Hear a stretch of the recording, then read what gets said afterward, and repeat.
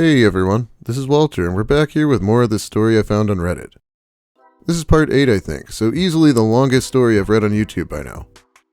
This guy is a creeper who kept touching the OP, and when she finally cut him off, he decided to send a cringy email to his classmates. We're still reading that. We'll finish the first letter today and get into the second, even longer letter. So let's get started with Nice Guys from Reddit, 4 years in uni with Nice Guy, part 8. Well, here we go, huh? I feel like Sisyphus here. I decided that I liked the friendship, that good friendships are rare, and that as long as blank was with Elliot, I would never try anything, and as time progressed the friendship became only more important. I wouldn't risk anything that could have shattered it. It was blank who stopped talking to me and didn't ask me anything or how I thought about anything. I will never understand why she didn't try to search for the truth herself and trusted Cleo as much as she did. You decided that you wouldn't try anything as time progressed. Means you considered it before? Why she didn't realize that I never went to school anymore, and that the day she unfriended me was the last time we ever talked in person. When did I become someone who couldn't be talked to anymore? I only ever looked up to blank, and thought she was cool. I admired her confidence and how easily she could talk to other people. I heard from the school manager teacher at the commission that blank had a friend who was showing her pictures and convincing her that the character I made for the minor game design, with feedback from 15 other people, is supposedly to be blank. I like how he always asks people to do research on him. Like if someone seems to be an issue, you're not going to do research, you're just not going to be friends with them. Sounds like it's been the story of his life, except for his cat, who must have done the research. Like what the actual fuck, it doesn't look like blank. The 3 classmates who were in the minor with you didn't fucking think so. Even the manager, or whatever you call him, thought so when he met me in person. The few other classmates I told this story to and showed the pictures to also fucking thought so. This is one of the pictures, by the way. We'll look at it closer later, but obviously we've never seen the OP, so we can't know exactly how close the resemblance is. If I wanted to make it look like someone, then it would look like them, without a doubt. I am a good enough 3D sculptor to make someone's face and hairstyle and get the general face and body shape.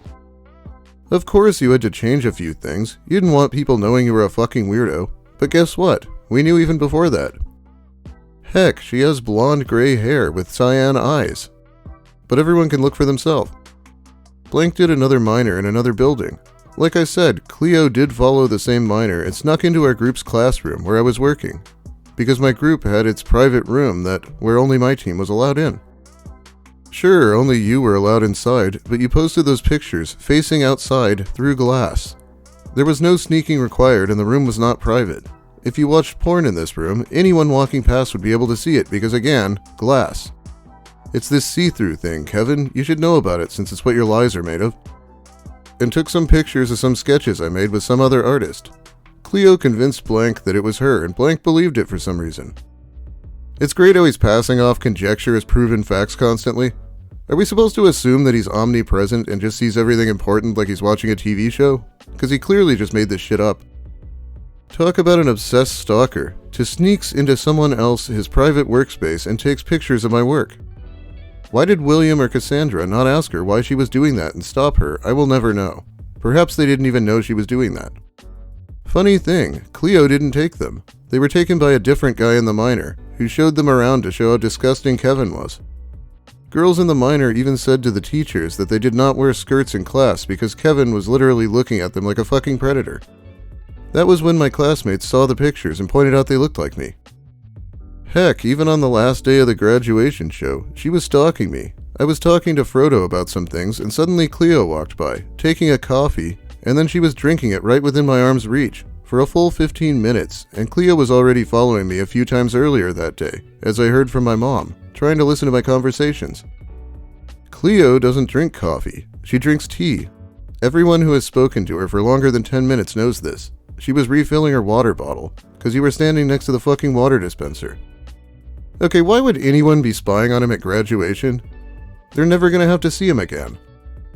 I heard from this same manager that this friend was the one who convinced blank to file a complaint against me both times. I found out that after blank lost her best friend in the accident, Cleo and blank suddenly had a lot of contact. Yes, because I was seeking distraction with my other friends and Cleo was able to relate to me, having lost her friend to suicide in the first year, so we connected a bit. I also started a D&D group with the others, with me as Dungeon Master, and Cleo was one of the most enthusiastic party members, so of course we spoke a lot, especially since she had never played and had many questions for me between sessions. Probably, as most of you have seen, Cleo was suddenly hanging around Blank a lot in the 4th year. At Blank, her most mental, weakest state after the loss of her best friend, Cleo sees her chance. Sadly, Blank never asked herself why Cleo was contacting her after 3 years of not doing that once before. No, she never asked herself why Cleo was hanging out with her so much after 3 years. Blank only thought of Cleo as a friend who supported her, who helped against the big bad wolf that was supposed to be me, and only was kept busy keeping her attention on me. But the truth is, Blank was nothing but the perfect tool to hurt me, and that is exactly what Blank did.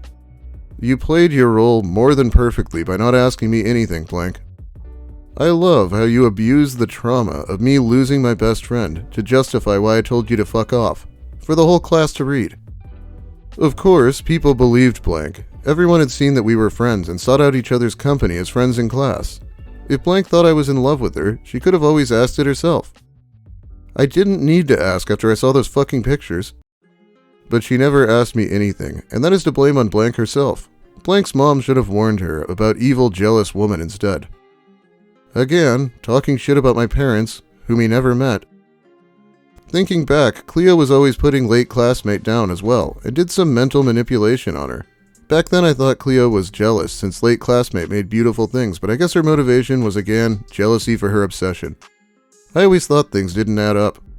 Someone who was just trying and gave up after months of trying too hard, that is just weird. Something must have happened.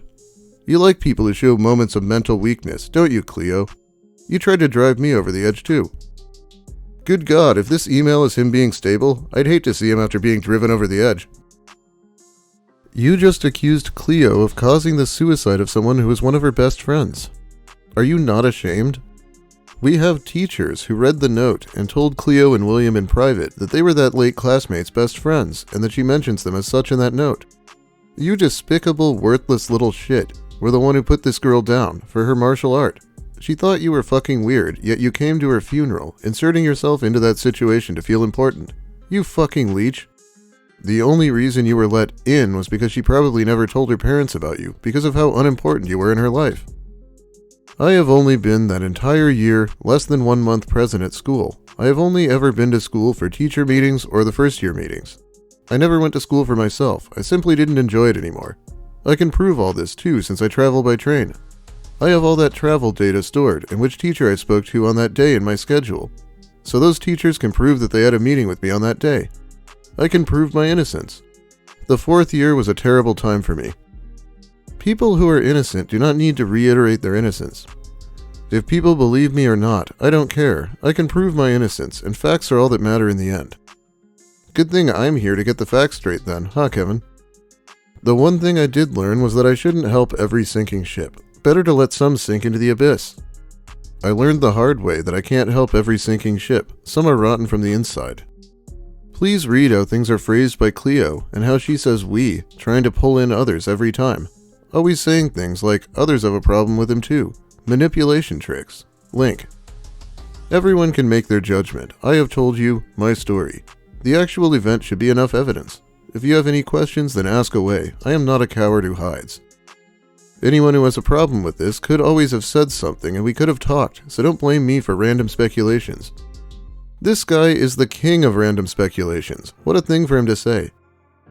But I am tired of all this. But I did read some new things during the commission, some other parts of the complaint of Blank. 1. I bought her a birthday cupcake. Only once in the 2nd year, which I asked her what she wanted for her birthday herself. A donut or a cupcake. Because you kept fucking nagging me about buying something for my birthday, and to avoid you spending a ridiculous amount of money on me like you did to Cleo for Borderlands, I said those things because they were cheap and easy.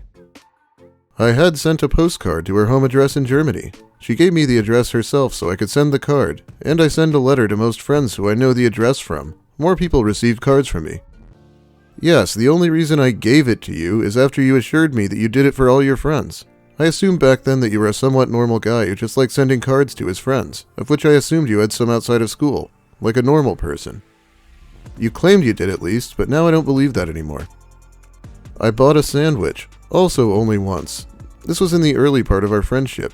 Blank fell out in tears in the middle of class because of her financial issues, so it being me, tried to help her and bought her something to eat. I find it very low of Blank that she tried to use these nice gestures against me.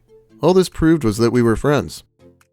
You keep saying I don't owe you anything and whatnot, and that you never attempted to buy my friendship, but look at you listing all the things you bought for me and that it supposedly proves our friendship. Or mentioning you wanting to buy me a cupcake for my birthday because you are such a great friend. Also, Kevin only paid for my sandwich one time because I had both my hands full, so with my food and drink was struggling to reach for my wallet, and he placed his card on the reader. I never went to the cafeteria again with him after this for this very reason. My Christ, the difference between those two versions of the story. This guy doesn't even care what the truth is. He invented her crying about being poor in class. That's pretty egregious. Anyway, that's the end of his letter to the class. He should be very ashamed of the fact that he sent this to anyone, let alone everyone. Well, let's start the personal letter to Blank. It starts off by using her legal name. It's not exactly dead naming, but he's obviously doing it for the same kind of reason. It looks like the OP also got her partner to make some annotations. I'll mention that when it happens. Final letter to legal first and last name. Hi, legal name. This will be the last time I will write to you, after almost 2 years after our friendship ended. I wanted to say these things to you, as a form of closure.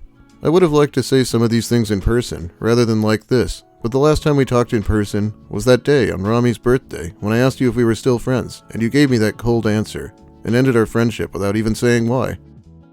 I said there never was one. Part 1. The beginning. In our first year we did talk a bit, but I deliberately kept my distance from you since you already had a relationship. It was you who started talking to me with all that Ghost Boy stuff, and it was you who was interested in me, not the other way around.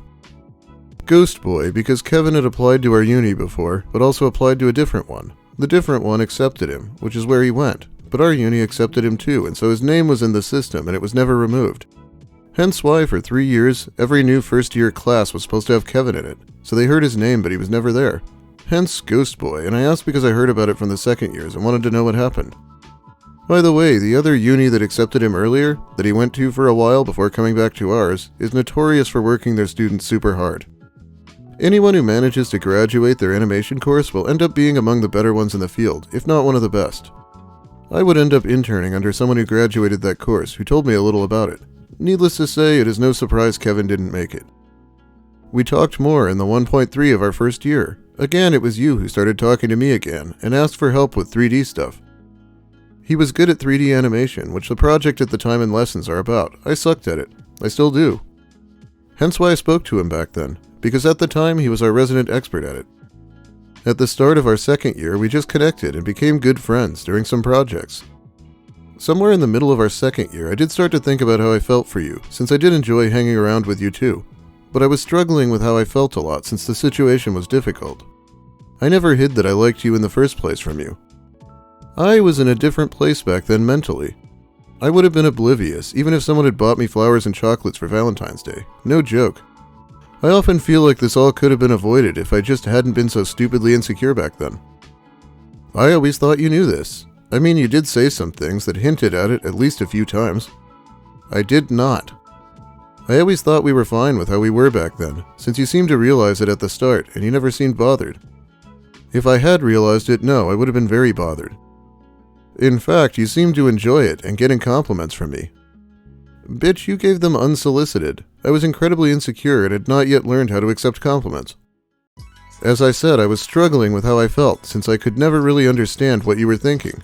Sometimes I thought you liked me more than you should, but I never could get a good grasp on it. I've been friends with you for almost 3 years. My friendship came first place for me. I have thought about this often enough back then, and I decided that my friendship with you was the most important thing to me, and I didn't want to ruin it by trying anything only because I felt attracted to you. I never made any move on you or tried anything because I had so much respect for you as my friend. I always treated you right and never stepped out of line. I liked talking with you and hanging out. In all honesty, I kind of hoped that you would view me like a brother and would trust me. So if you are satisfied with just that and totally aren't hung up about me romantically, why the fuck are you writing me this on your fucking birthday of all days? Yeah, about that. I'm going to assume he threw a birthday party and the only friend who showed up was his mom, so he thought he'd better bother his harassment victim one last time. Anyway, I guess I'll call it a day here. That was part 1. 1 page out of 12, by the way. This guy is just the worst. But that is about all the time I have for you today. Thanks for watching, everyone. If you liked the video, please give it a like. If you have something to say about this guy or about my content in general, make sure you let me hear it in the comments. I do read those. If you're new here and want more, consider subscribing and joining the one person who found me acceptable this month. And finally, time to shout out my fabulous patrons, just in case I don't post again by Christmas. I do plan to, though. Thanks so much. Jimmo, Ennui Blue, Bartholomew Q. Wiener, Levon, Maxo11X, Chris Sturman, Chef Casa, Jade Demby, Alberto 2001, Big Mike Shirley, Cacti Lady Wither, Cho, Daniel De La Pena, Don Smith, DevNotes, Ouroboros, Sammy, Sazandora, Skepticals, Wernology, William Ash, Zebrabird, Zephyrin, Bumbus McDunga, John Yorkie, Psychic Kumquat, Alex Anakin, Francois Tremblay, Knit1 Code 2, Lil Spoon, Molly Mayhem, S. Johnson, and Stepdweller. Thanks so much once again. Yeah, so I'll be back when I figure out what I want to cover next. Have a Merry Christmas, everyone. And Festivus, which I think is today.